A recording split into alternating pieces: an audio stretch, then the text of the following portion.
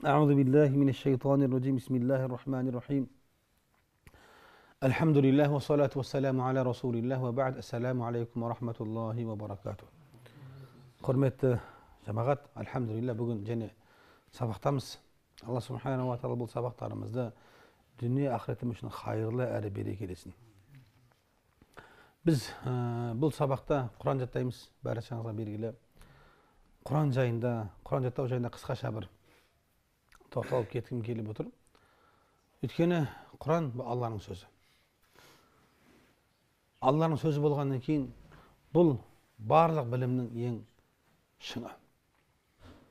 Кейде кей адамдарды көреміз, Құран жаттамайсың ба, Құран оқымайсың ба, Құран үйренбейсің ба деп айтсаң, мен дайын емеспін дейді. Құран жаттаған кезде мынандай уәждер айтады.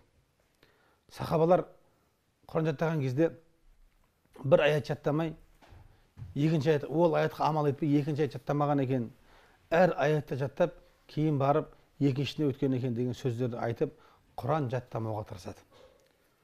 Шындығына келетін болсақ, сахабалар шындығында Құран жаттаған жоқ па? Құранға немқұрай қарады ма? Немесе Құранға амал ете алмай қалам деп Құран тастап қойды ма? Жоқ. Бұл жерде сахабалар бір аятқа амал етпей, екінші аятқа өтпейді деген мақсаты, сахабалар Құран оқитын, үйренетін, және әрбір оқыған аятына амал ететін деген мағынаны білдіреді. Оқымайтын деген мағынаны білдірмейді. Сахабалар Құранды көп оқитын. Өйткені Пайғамбарымыз саллаллаху алейхи ва саллям жанында болды. Пайғамбарымыз саллаллаху алейхи ва саллям Құранды көп оқитын. Айтады ғой, Алла субханала ва тағаланың құзырында деңгейің қандай екендігін білгің келсе Құранға қайт. Құраннан жүрегіңде бір аят па, бір сүре бар ма, жоқ па? Немесе күнделікті қанша пара Құран оқисың?